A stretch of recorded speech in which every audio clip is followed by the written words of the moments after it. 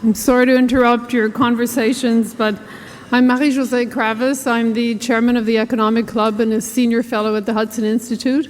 And I want to thank everyone for being here today and everyone who supports the club so actively, notably the members of our Centennial Society who ensure the financial stability of the club and allow us to have the very diverse programming that we have. Many of you are seated in the front of the room, and I'd like to thank all of you for your steadfast support. I'd also like to welcome our attending members of the 2019 Economic Club of New York class of fellows, the leaders of the future, and we're always happy that you participate in as many of these conversations as possible. The club has welcomed in its history over 1,200 speakers from a variety of fields and countries, and it's always exciting to be able to expand our program and to have you here. And it's a particular pleasure today to introduce one of the countries, and I'd say one of the world's most consequential and influential financiers and philanthropists, Steve Schwarzman, who's the CEO and co-founder of Blackstone, one of the world's leading investment firms with 512 billion, Steve? Or is it 545? There you go. 545 billion dollars of assets under management. Steve grew up in the Franklin district of Pennsylvania. He, at a very young age, worked in his family's firm, Schwarzman Linens, pitched his father to create and to expand the company into something that could have become the Bed Bath & Beyond. This was way before Bed Bath & Beyond had been created, or even had been a thought in I guess, those founders' families. Also negotiated with his grandfather for better pay, so Steve started at a very young age with business acumen and creativity. He then went on, of course, to Yale and Harvard Business School and had a brilliant career in the financial world, starting at DLJ, Donaldson, Lufkin, Jenrette, and Lehman Brothers before founding Blackstone. In addition to his financial prowess and success, Steve has been an active philanthropist with a history of supporting education, culture, the arts, and his major gifts have helped establish new centers at the University of Oxford, a new college focusing on artificial intelligence at MIT, a first of its kind student center at Yale, the expansion of the New York Public Library, and of course he founded an international fellowship program at ECNY University in Beijing. Steve has been active in many other philanthropies, but we have to get on with the program, and it would take part of the program to continue listing them all.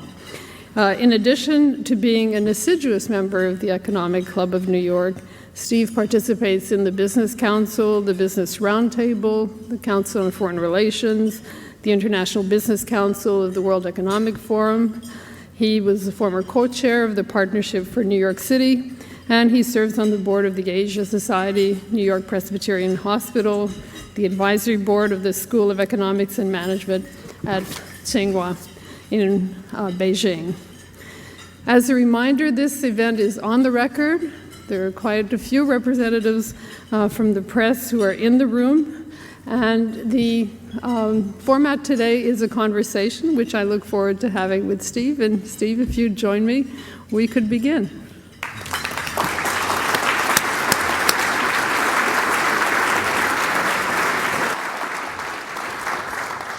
Is the mic okay?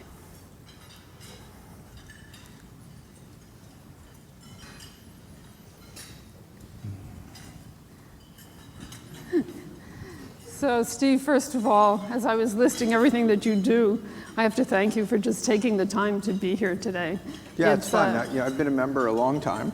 You've been a member a long time, and you've attended very many of our events, so I want to thank you for that. But I know your book has just come out.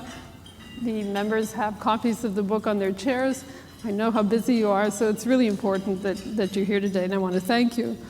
And I mentioned earlier that at a very young age, you were out there thinking big, creative, and also negotiating. And one of the things that struck me in your book, and I think I mentioned that to you earlier, is that everything I looked at in this book, whether it be in finance or in philanthropy, there seemed to be two motivating factors. One of them is transformation, and the other one is scale. So I wonder if you might maybe try to explain, how did that come about? I mean, you were, I think, 14 years old when you negotiated with your father. How did these ideas of transformation and scale just develop? Well, thanks for inviting me to be here. It's good to be here. In terms of Marie-Josée's question, I've always thought about doing things in a way that what could be the best outcome. And if you see something, how big can you make it? Is it worth your time? Because doing little things, can be fine, but then you're fully occupied, so you don't have time to do bigger things. So, with our store in Pennsylvania, by the way, I asked my grandfather for a raise. I was getting 10 cents an hour, and I didn't put this in the book. I should have. He said, why do you think you're worth 10 cents? and I thought about it, and I realized he was right. I probably wasn't worth 10 cents. But you got 25 cents. At that point, I just asked for 25. I think with my dad, I mean, he was running a store. I was, sort of started as a kid, and there were a lot of people who came into the store, and I was in charge of the handkerchief department.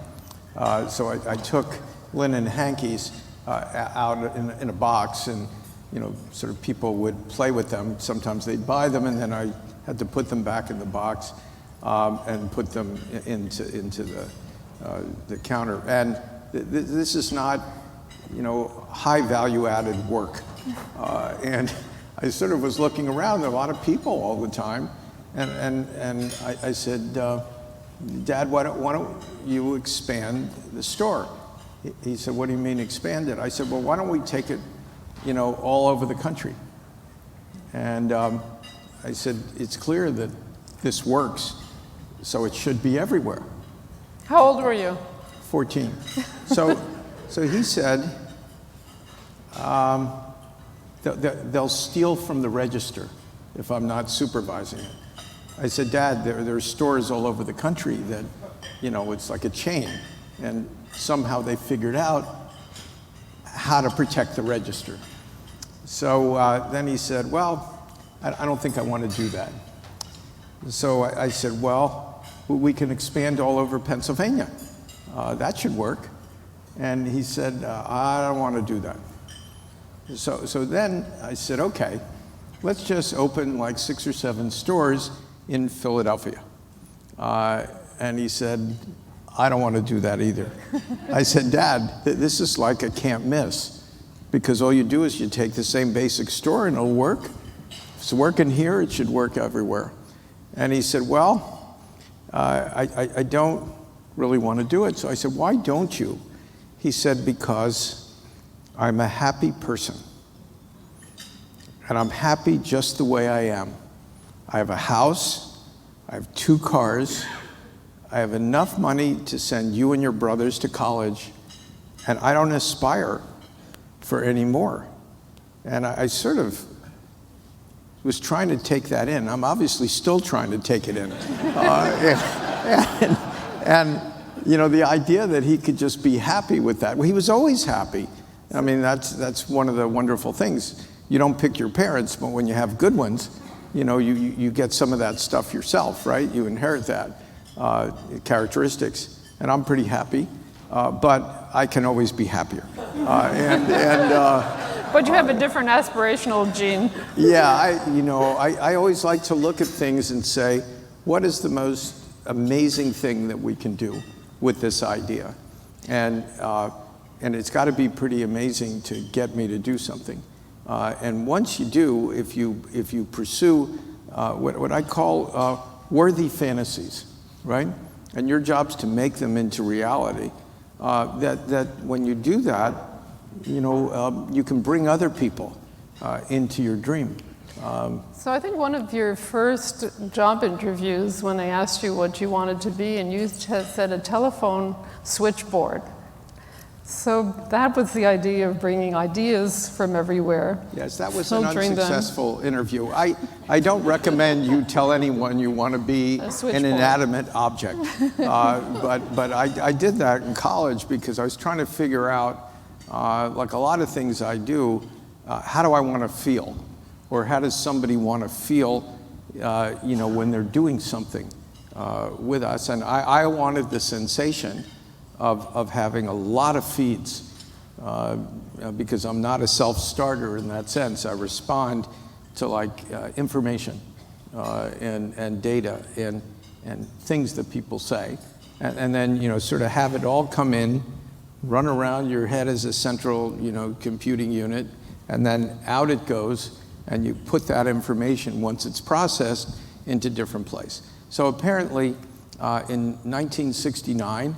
This was the wrong idea to be selling to people who were interviewing you. But fortunately for me, that's sort of how my life worked out.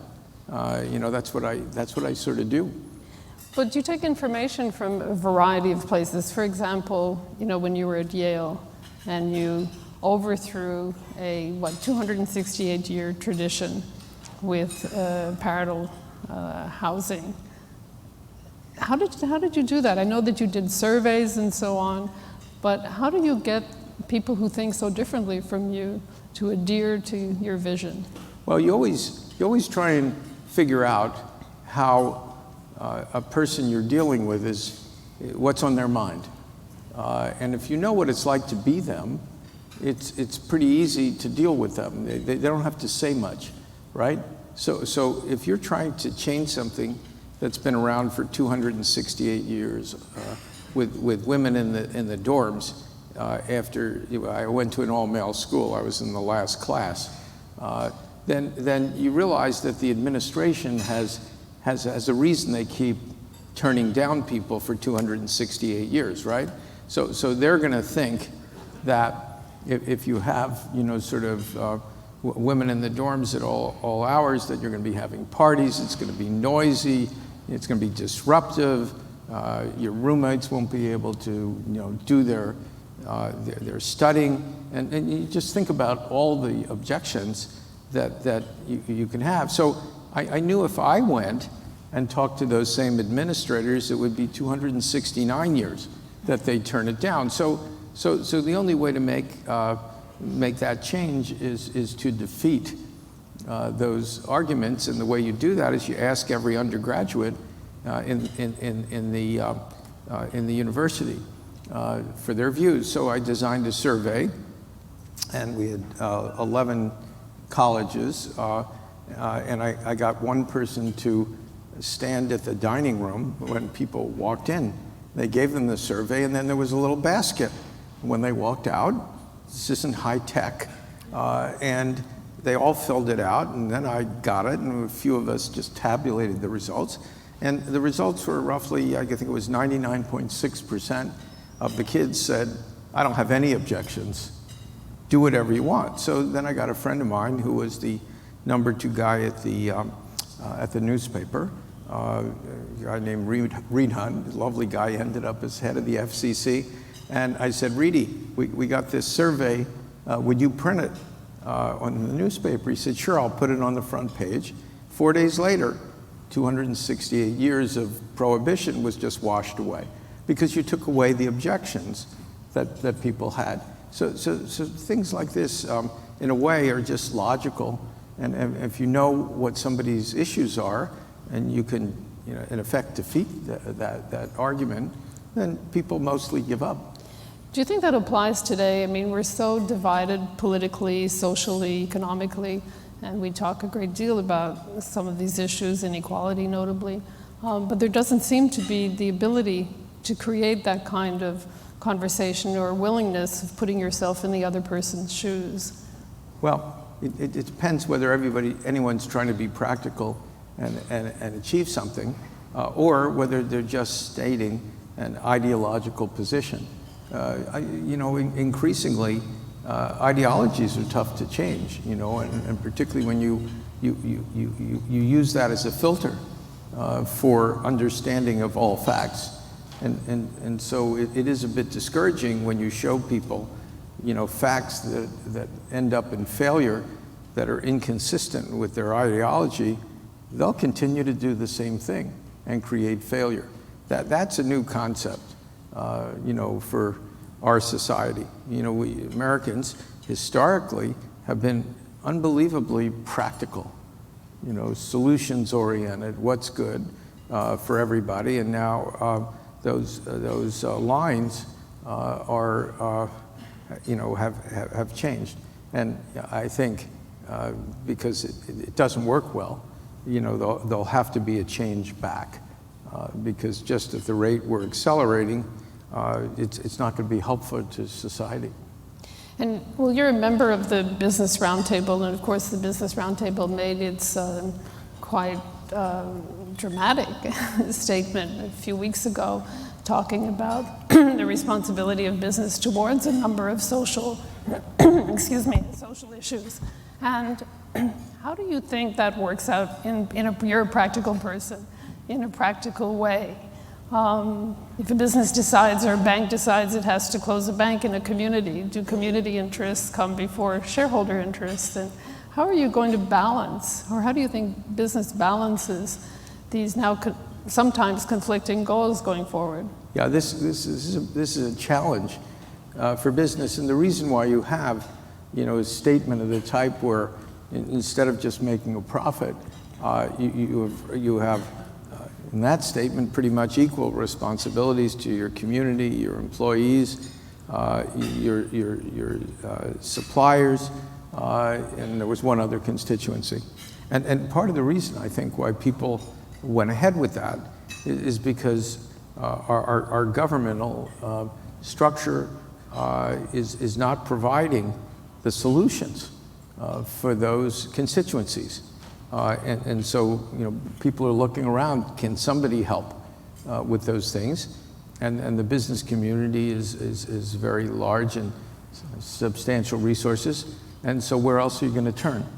And I think what's interesting is that the business community, certainly the BRT members, the large firms in the country, are already doing all these things. If you're running a company, you have to help the communities that you're in. We've hired, at Blackstone, for example, 75,000 veterans. I thought that was important. We have 80% of our people volunteer time for charitable stuff. On office time, we pay them. So these types of things, sort of being diverse, sort of paying your people well, having sort of lifetime education. These are all things we do as a matter of course. And so I think the large companies, have all bought into this, and I don't regard that in effect as controversial. The BRT statement is a little confusing because it says all 5 areas are like equal, with profit being identified as the last one. I think that's a tough way to manage. You always have to know what your primary consideration is, and sort of, I guess Steve Mnuchin came out against signing that, so did the Wall Street Journal, so did Bloomberg, so did the Council of Institutional Investors. We didn't sign it, but that's a sideshow.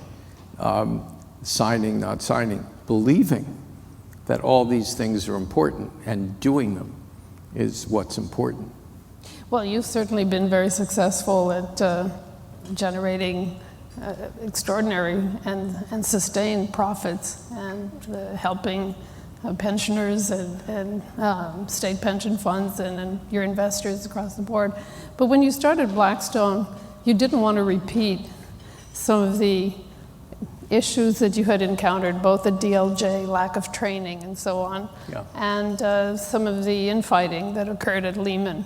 So maybe if you could talk about building the Blackstone culture, because that's really central to what you did. So all of us worked at different places. And you know, if you only had one job, you have one experience. If you worked at more, you saw that there were other ways to do things. So you know, I learned a number of lessons because when I was hired at DLJ, I was 21 years old. I know this sounds a little incredible. I didn't know what stock was. Bonds I knew because we had savings bond you know, program at my elementary school. So I knew what a bond was. You got some interest. But a stock I never had anything to do with. Well, you sure and learned all quickly. the securities in between, you know, I never heard their names. And so, you know, they gave me a desk and I had a secretary of all things. And I had no capability of executing anything. So I was wondering what I was supposed to be doing sitting at that desk. And unfortunately for me, somebody walked in with an assignment. And they gave me, you know, like an annual report. I didn't know, you know, it could have been Reader's Digest. It was like a short story. And it had all these numbers in it. And I'd never had an economics course. And they basically said, can you study this and tell us what you think? I mean, you want to talk about fear? I mean, I wasn't qualified to do anything. And, you know, this particular company, Genesco, had issued almost every security that existed. So they didn't even make it simple. And of course, I didn't have an enormous amount intelligently to comment. And so, you know, until I went into the Army, I was like sitting there hoping nobody would recognize me. So when people would walk by, I mean, you may have had this experience, you sort of duck, you know, hide behind something so they won't call on you. It's like being unprepared in class. So I realized I could never inflict that on another person. And if I were ever in charge of an organization, I just never wanted anyone to have an anxiety like that. I mean, why is that helpful? It's not even efficacious. And so when we started Blackstone, you know, I want to make sure we had training and everybody knew what they were doing before they were just put at a desk. It was the same thing at Lehman. There was no training. When I joined in 1972, there were 30 corporate finance partners, 30 associates, and you just had a desk. And you went, oh no, again. This time I had been at Harvard Business School, so you know, I wasn't completely hopeless and hapless, but this kind of learning, you know, by throwing people in a pool and see if they drowned, you know, there's enough anxiety in jobs and finance and professional services that you really should put people in the best situation possible. You should be advocates for them. They should be helped. They should be, I talk to all the first year people and I say, look, you don't have to actually rediscover the wheel. You don't have to re-engineer it. It's a wheel, just use it. If you don't know the answer to something, this isn't like a test. Every group of people for probably 100 years has learned this. Ask one of them, get the answer, learn how it works. Don't figure it out yourself. There's nothing to be gained. Just like get it done, learn it. And you want a culture that's so open and so supportive that asking there's no negative.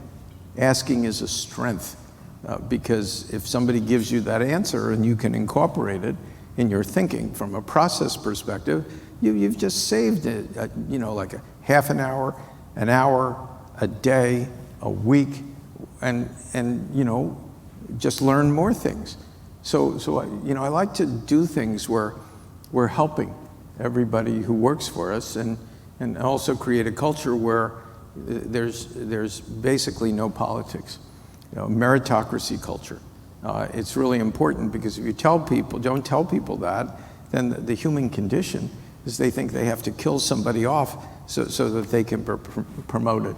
And you don't have to, because if you have an organization that just keeps expanding, then in fact, I had a meeting today around 11 o'clock with I can't even say number 2 partner because John's smarter than me, but with John Gray, and we were thinking about something, and we said, who can we put in there that can transform this?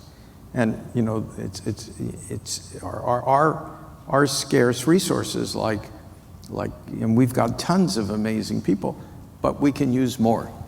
And so you talk a lot about that in the book, about, I think you don't say that, but I'll say it, that you have almost a sixth sense in terms of judging talent.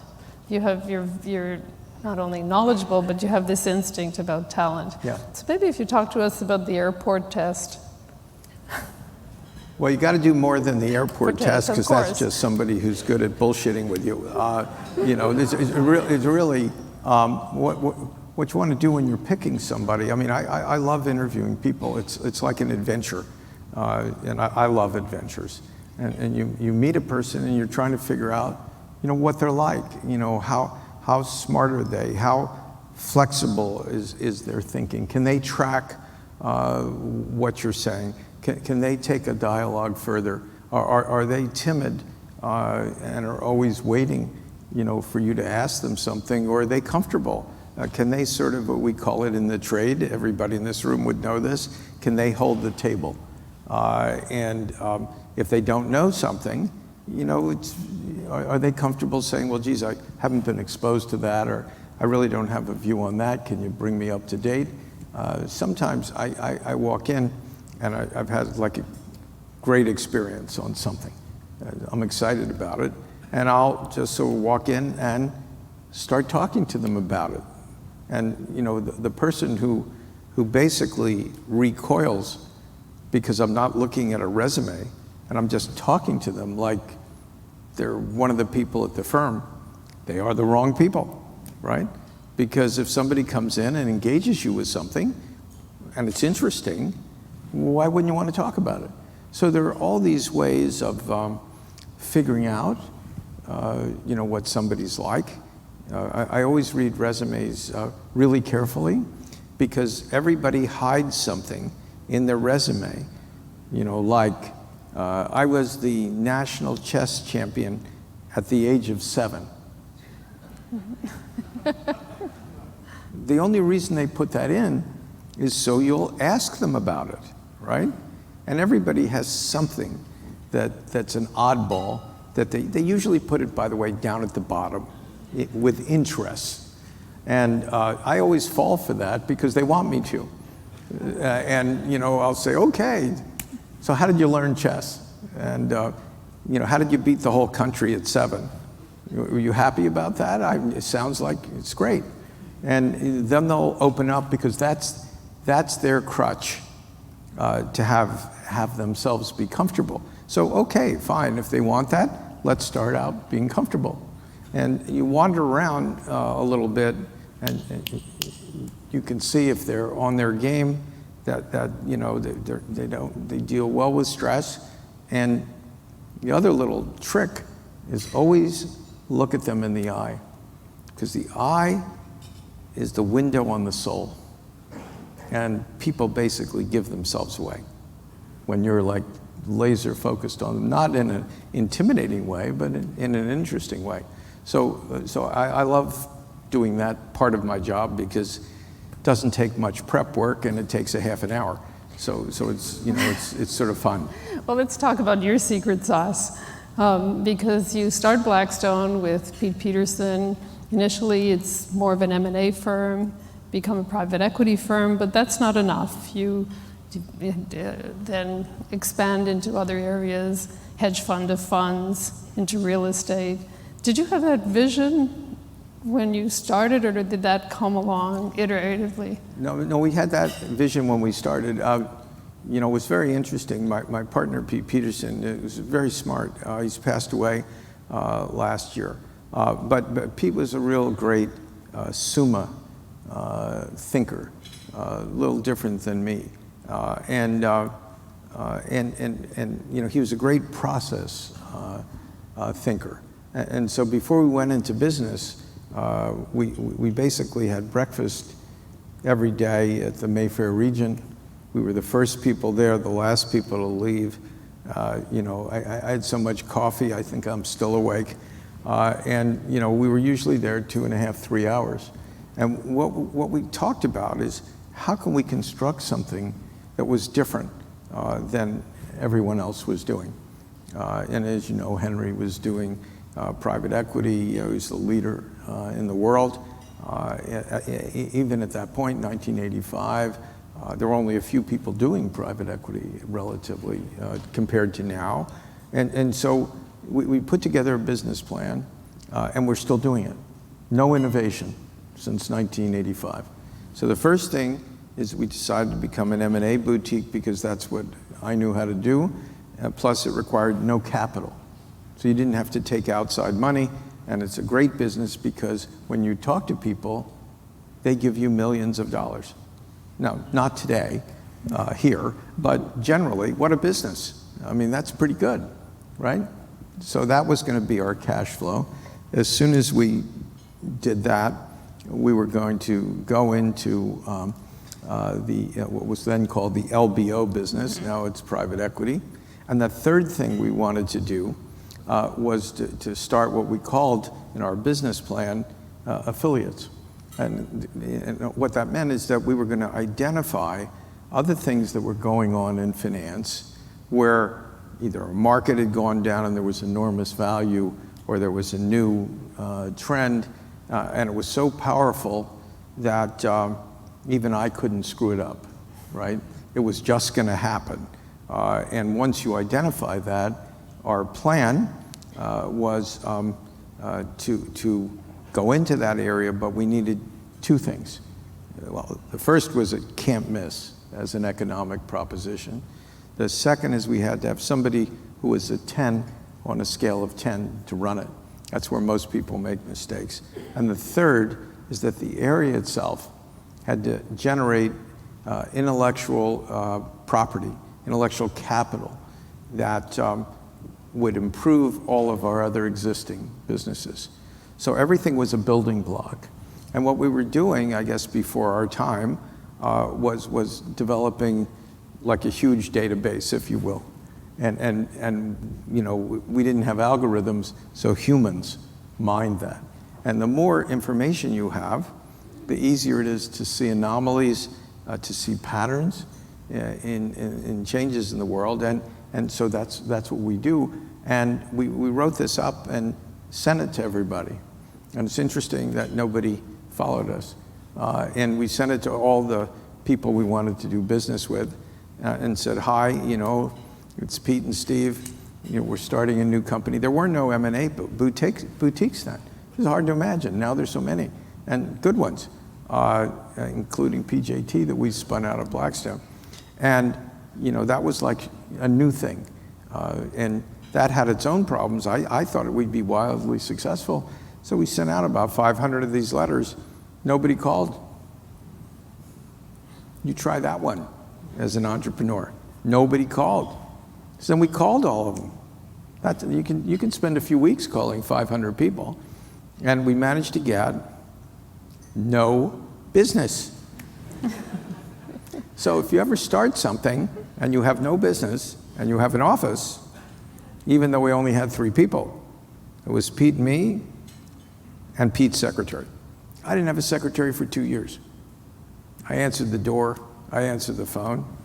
Not very grand, this entrepreneur thing. Yeah, but one of those knocks on the door that you answered ended up paying off tremendously 20 years later when Sam Zell knocked on your office and you sat on the floor and talked to him about real estate. Yeah, it was pretty weird, so we hadn't set up yet. When you set up an office, usually they deliver a carpet. You got to have some kind of carpet, and it comes rolled up. And we didn't have, we didn't have anybody to receive that, so that, it's a knock on the door, and so I opened the door. There's some delivery guy, and he's wearing black leather trousers and a black, motorcycle jacket and a little hat. And so he said, is this, sort of, Steve Schwarzman here? I said, I was the only person there out of the three of us. And I said, yes, that's me. I said, what are you delivering? And he said, well, I'm not delivering anything. I just wanted to see you because my sister told me I should see you. I said, who are you? He said, my name's Sam Zell. And I said, what do you do? He said, I own some real estate in Chicago. And I said, well, why are you dressed up in this outfit? He said, because, I left my motorcycle downstairs. I said, where'd you leave your motorcycle? He said, well, I chained it to a hydrant on Park Avenue. And I'm thinking, this is my new career? I mean, is this possible? And I said, well, why don't you come in? I said, by the way, I don't have any furniture. So, we're going to have to sit, like on this rolled up carpet, lean against the wall. So, he's sort of nonplussed about that. I said, you could take your hat off. It's okay. And so I said, so you own some real estate? He said, yeah, I sort of do troubled real estate. Sam ended up, he was the largest real estate owner in the United States. So he owned some real estate. And it wasn't just 1985 that he was in that position, but he bought a lot more. And I said, what do you want to know? He said, well, I don't know anything about companies. And my sister, who I had been involved hiring at Lehman, who was I don't know why I do things sometimes. She was so smart. I mean, you met her, and like intelligence to burn, knew nothing about finance, nothing. So I figured she's so bright, we ought to be able to train her to do something. So I hired her, and she survived. And now she's managing a whole bunch of money, and is very gifted, Leah Zell. And so Sam said, tell me how companies work, and so forth. So we ended up, in the end of the day, buying a company from him in Chicago that did dredging. And more importantly, we bought his major business, which was called EOP. We paid $39 billion for that asset, near the top of the market. We knew it was near the top of the market. So when Sam's selling, you actually do not want to be a buyer. This is like a bad idea. And it was a roll of the dice. I mean, you pre-sold part of it, but well, it we was were so really concerned. you It took. was a lot of us at the firm, what are we doing? Because it was a unique group of assets. Just to remind everyone, this was 2006? No. Why would we do it in 2006 when we could do it in 2007? Okay. And maybe blow ourselves up. So because it was so big, nobody had ever bought and sold $10 billion of real estate in the United States. This was almost $40 billion with just one buy. And so there was a discount, if you will, for that huge size. And so we paid something like a 5.5% cap rate. But for individual buildings, if you could just buy one, you might pay 4.5. So we sort of looked at this and said, this deal is dangerous at this scale, at this stage in the economic cycle. But if we sold half of it at a 4.5, we can take that 5.5 and move it up. It would be much more conservative. And I didn't want to take a minute's exposure, because sometimes bad things happen to nice people. We're nice people. But if I got stuck with $39 billion of real estate and the world just turned over, and we had the intention to sell, but we couldn't do it, then we could go down with that ship. So basically, we sold half the company the day we bought it. So now you've got $60 billion of real estate moving around one day. It was like a complete out-of-body experience. And so we got that done. and cleaned up the conference rooms because they sort of, had a bad odor, right? Because everybody was in these things. Came back in and said, that was so good. Why don't we sell the half of what we got left? So then we can keep climbing up, and we ended up with, I think, creation around 7.5% cap rate in a 4.5% market. This is like a huge amount of conservatism, and we sold that within a month. And then we ended up making 3.2 times our money on $10 billion, which looks like a small amount, but still pretty big, at the top of the market. And we got out with our lives. And it's because, if you're in finance, there are no brave old people in finance. You mostly get wiped out in your 30s or 40s if you're brave. Bravery sounds good when you're like, sort of talking to yourself or reading a book on some successful person who did one thing well in their life. They were brave. But for those of us who, you live with one, we're not so brave, Well, speaking of brave, the economic environment has become so much more complex, and we're going to hear within an hour or so about the Fed decision. Do you have a view on negative interest rates? Do I think? Do you have a view on negative interest rates and their impact on your business and the economy? I don't know that my view is right, but I got a strong view. My strong view is I don't think it makes any sense whatsoever. Well, why would I take my money and pay somebody to take it? It's hard enough to make it. I really just don't understand the theory behind negative interest rates. It makes it really hard for financial institutions to earn money. If banks have trouble earning money because they don't have a normal interest rate spread, then they can't accumulate capital, so they can't expand. So if they can't expand, they can't give credit, extend credit to people and to businesses. So those economies won't grow at any reasonable amount.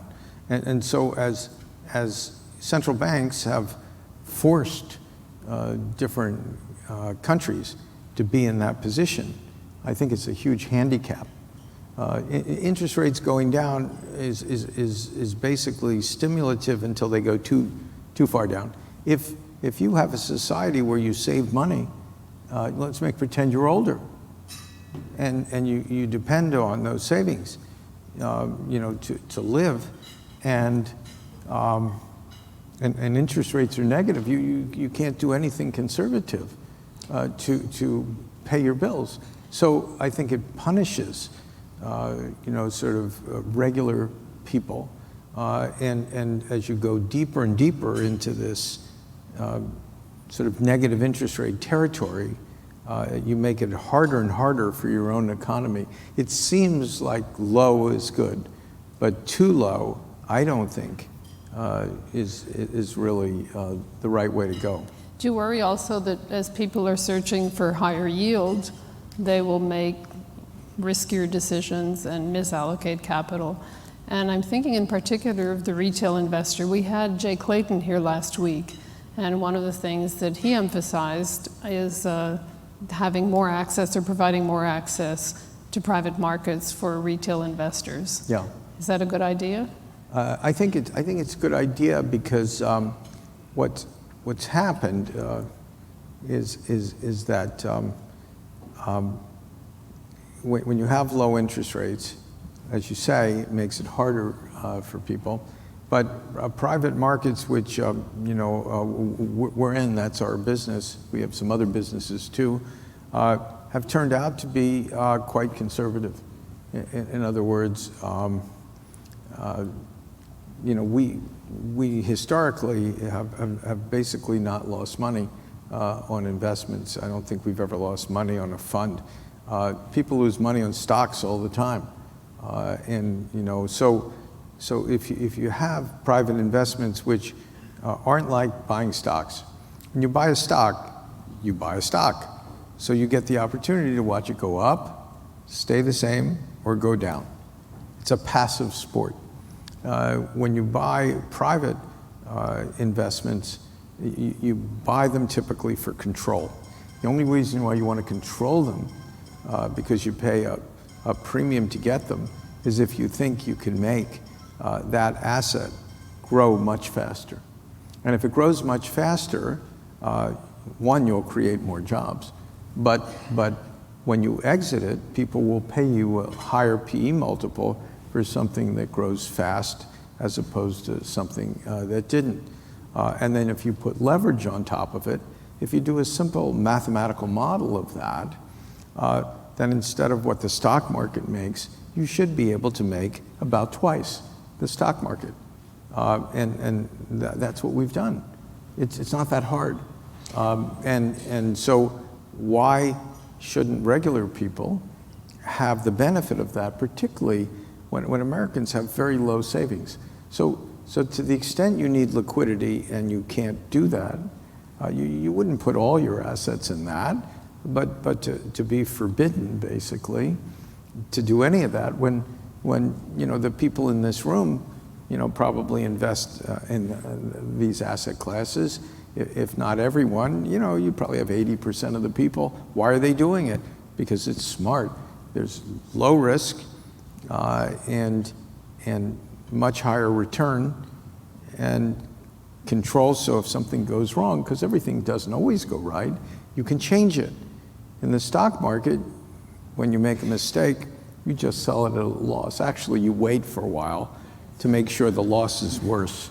And then you get totally discouraged, and then you sell it. It's called hope and then desperation. Yeah, that's the way the world works. So I think broadening the base for sort of different Americans with 401ks and so forth depends how they regulate it, who's allowed to do it. You can't have every sort of person on the street corner says, well, give me some of that money, I can do that too. That's a little bit of a danger. So I think, I wouldn't be surprised if they came up with, some change. But you've been very thoughtful. Obviously, it's part of the secret sauce of your success. If you look forward, are there areas where you wouldn't invest? Are there sectors that you think are too high risk, or whether it be financial or reputational risk? As you think of the future, how do you hedge against some of those risks? Well, reputational risks those are sort of like no-go areas. And different people have different views on that. But, we had a chance right at the beginning of our firm to buy the National Enquirer. For some odd reasons, we had an exclusive.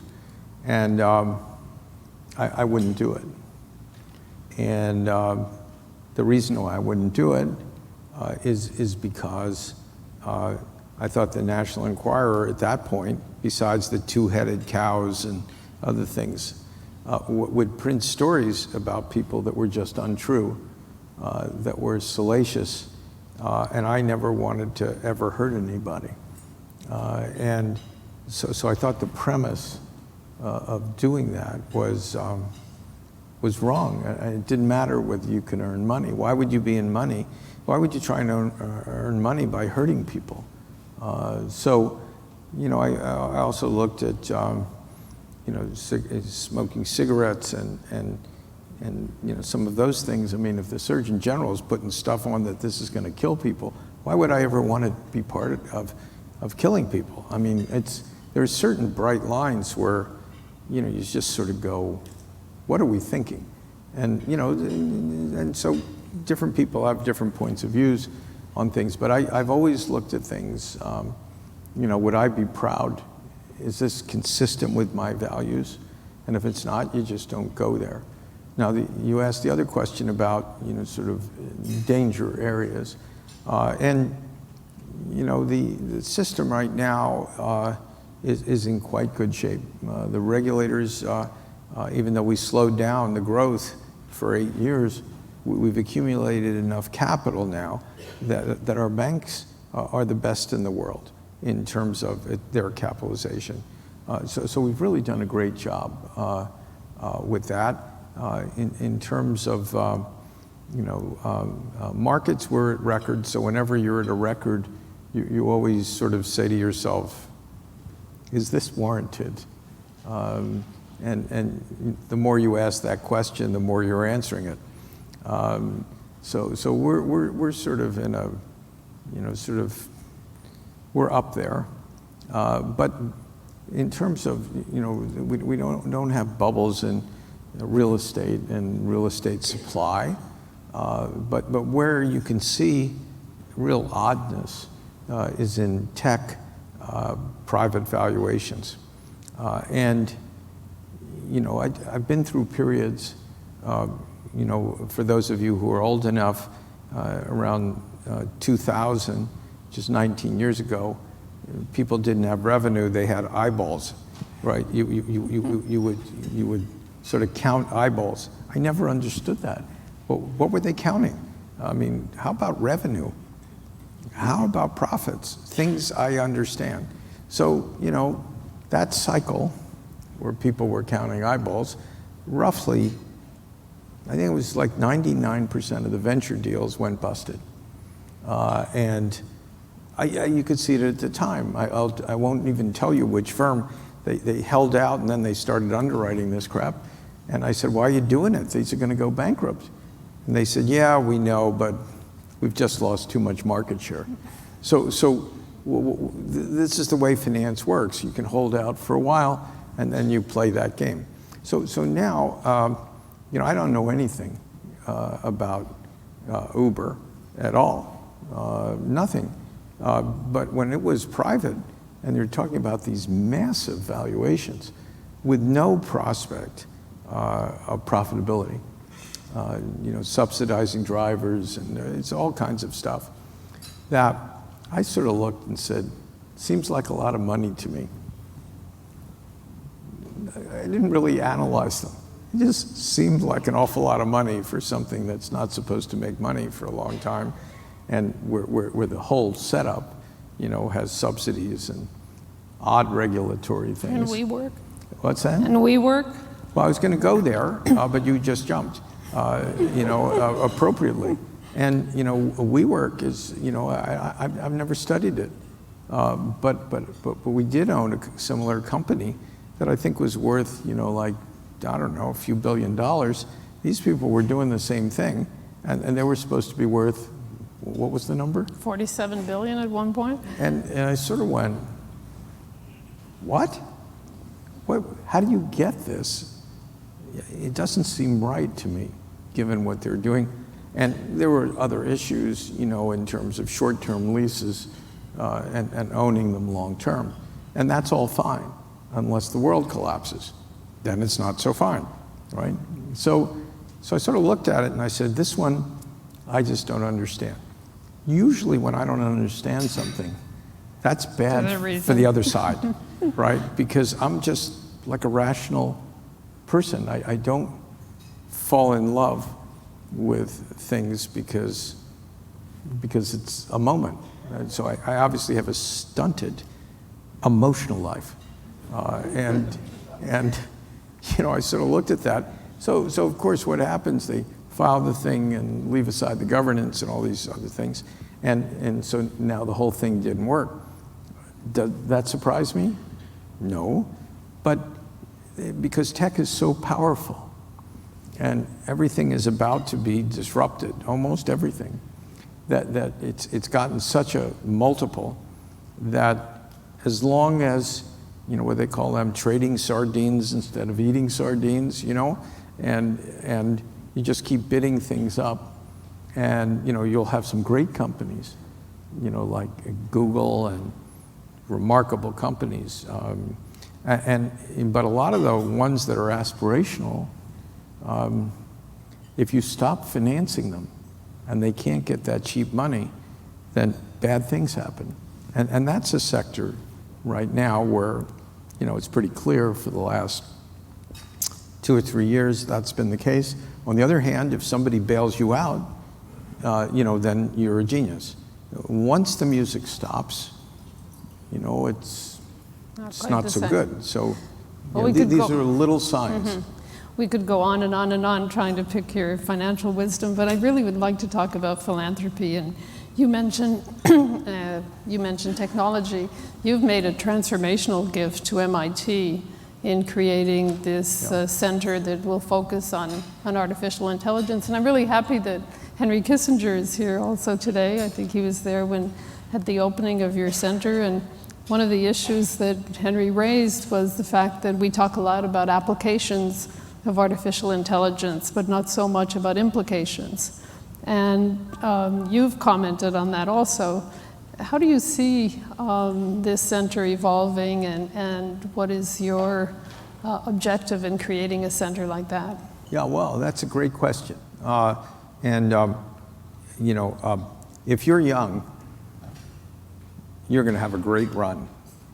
The amount of stuff that's going to change because of technology and artificial intelligence is going to impact everybody's life, and it's going to impact it in two ways.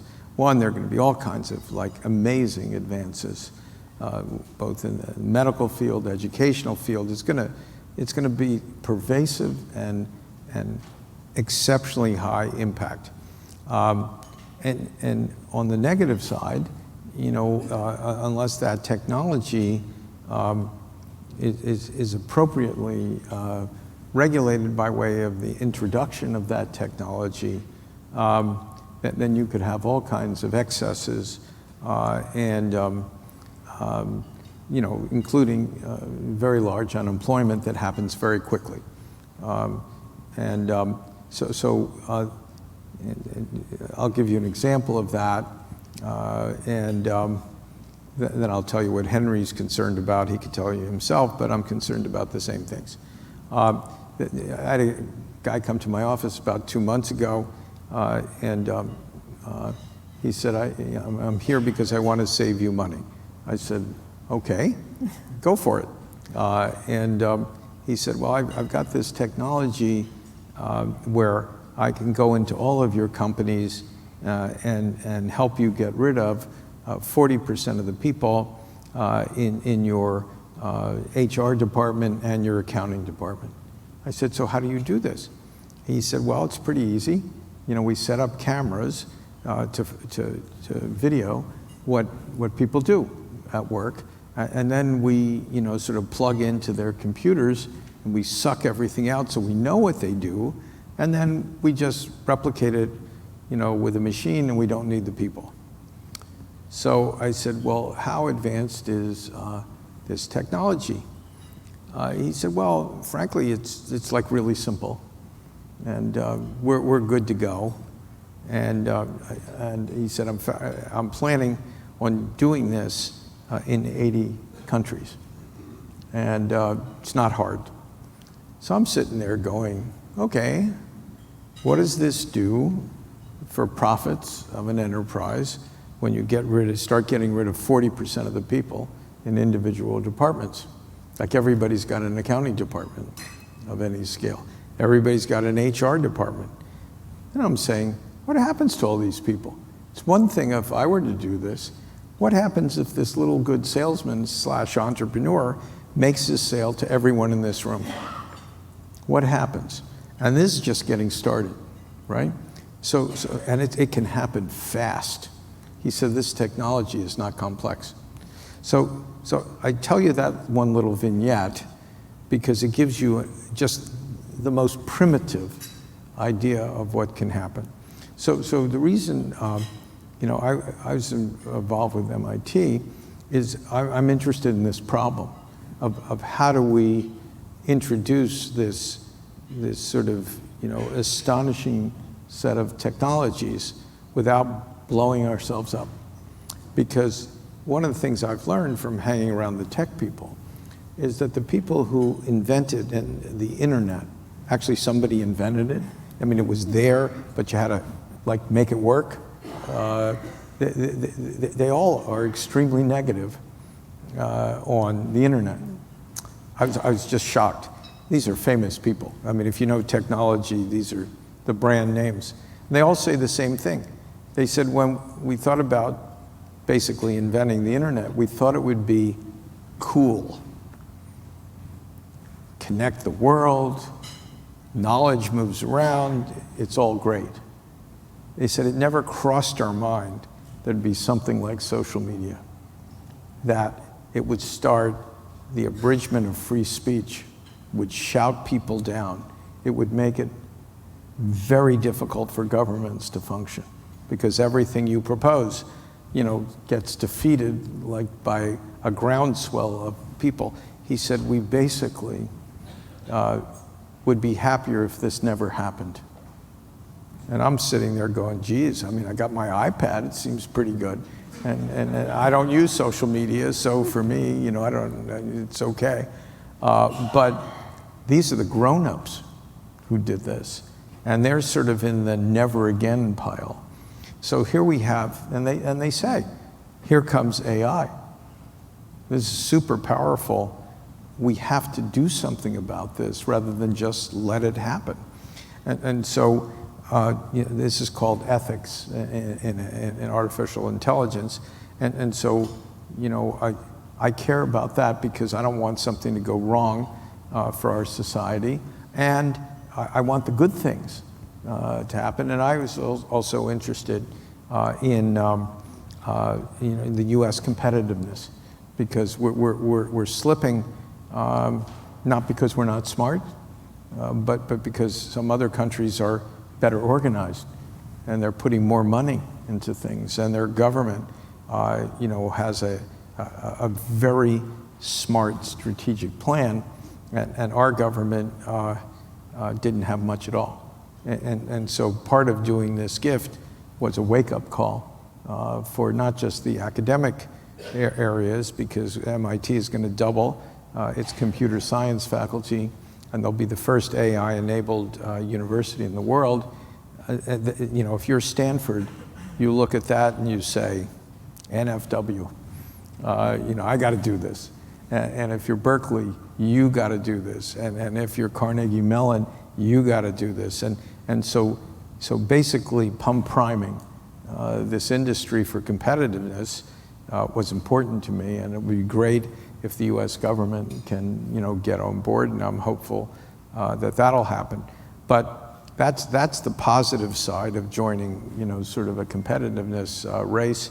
But on the other side, and this is what Henry has spent a lot of time on, and was up at MIT and spoke, and there are certain of us who know what's happening, that it's really meant to be protective for our society and our way of life. And I don't mean, sort of finance way of life. I mean on the broadest basis. Steve, we could go on and on and on, and I'm sorry we didn't get a chance to talk about China and what you're doing there, both in business and philanthropically, but thank you so much for so much of your time. And congratulations on your book. Everyone has a copy, but make sure all your friends buy it. Recommend it. So what I'd say is I knew I was going to get interviewed by Marie-Josée, and this is a real privilege because she's like really smart and has had a terrific, distinguished career of her own. And so I knew this would be fun. And she also has the competitive advantage of living with someone who sort of does what I do, or I was a follower, he was a pioneer. And we all do the same kind of things, so I couldn't imagine somebody who's better qualified to talk with. Thank you, Steve. That's very nice. And thank you, all of you, for being here. Thank you.